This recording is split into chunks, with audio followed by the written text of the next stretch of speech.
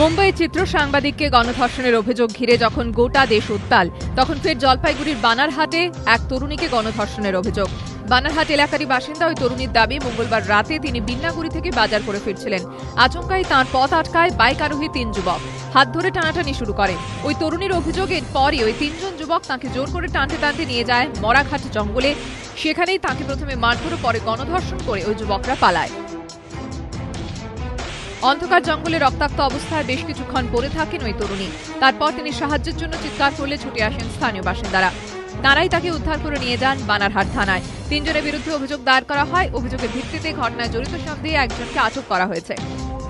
ওই তরুণীকে প্রথমে বানারহাট প্রাথমিক স্বাস্থ্যকেন্দ্র, পরে বীরপাড়া হাসপাতালে নিয়ে যাওয়া হয়, কিন্তু অবস্থার অবনতি হওয়ায় সেখান থেকে তাকে উত্তরবঙ্গ মেডিকেল কলেজে রেফার করা হয়। ঘটনার তদন্ত শুরু করেছে পুলিশ। তবে পুলিশ সূত্রে খবর, অসুস্থ থাকায় এখনো অভিযোগকারিনীর বয়ান নেওয়া সম্ভব হয়নি। রাজা চট্টোপাধ্যায় রিপোর্ট, এবিপি আনন্দ, জলপাইগুড়ি।